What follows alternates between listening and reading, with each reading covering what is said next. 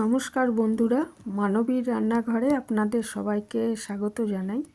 আমার আজকের recipe tomato ভর্তা, মানে পোড়া টমেটো ভর্তা। এটা একটা টমেটো ভর্তার রেসিপি আগে শেয়ার করেছিলাম, সেটা একটু অন্যরকমভাবে করা হয়। আর এটা হচ্ছে পুড়িয়ে করা হয়, এটাকে টমেটো চোখাও বলা হয়। গরম ভাতের সাথে বা রুটির সাথে খুবই ভালো লাগে খেতে। তো আসুন দেখে নিই যে এটা কিভাবে করেছি, পোড়া টমেটো ভর্তা বা টমেটো চোখা, যাই বলুন না কেন। তো অত্যন্ত সুস্বাদু আর স্বাস্থ্যকর, তেল নামমাত্র ব্যবহার হয় এতে, না দিলেও চলবে। তো আমি প্রথমে এর মধ্যে টমেটো নিয়ে নিয়েছি 6টা। টমেটোগুলো একদম মানে লাল দেখে নিয়েছিলাম, আর দেশি টমেটো, ওই জন্য খেতে খুবই ভালো।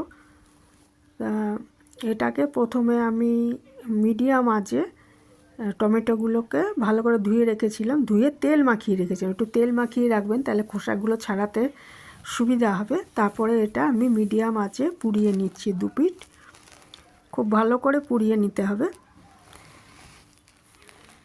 আর আঁচটা খুব চড়া করবেন না, মিডিয়াম টু লো আঁচেই পোড়াবেন, তাহলে ভালো হবে আর কি, ভেতরটাও সেদ্ধ হবে।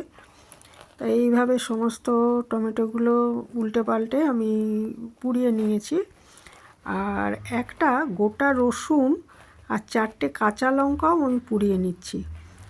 এইভাবে পুড়িয়ে নিলে স্বাদটা অনেক বেশি ভালো হয়, তাই এইভাবে পুড়িয়ে নেওয়া হয়েছে।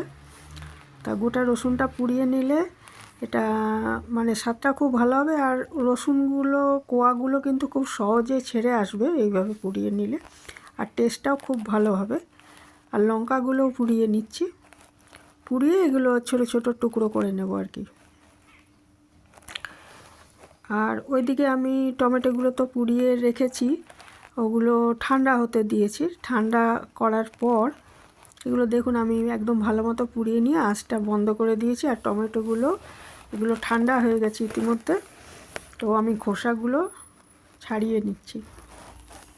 আর এদিকে আমি একটা মিডিয়াম সাইজের পেঁয়াজকে খুব ছোট ছোট করে কেটে নিয়েছি পরিমাণ মতো বিট নুন, একটু সাদা নুনও দেবেন, আর একটুখানি সর্ষের তেল দিয়েছি কাঁচা লঙ্কা কুচি, আর একটু ধনেপাতা কুচি দেবো পরে।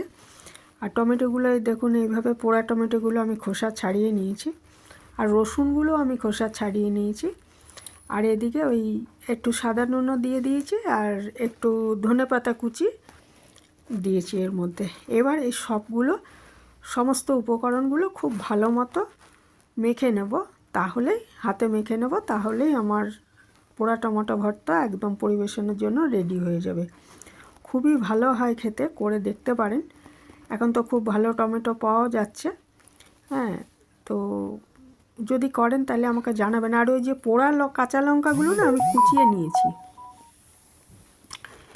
হ্যাঁ, তা কুচিয়ে নিয়েছি। তো এই ছিল আমার আজকের রেসিপি, কেমন লাগলো জানাবেন।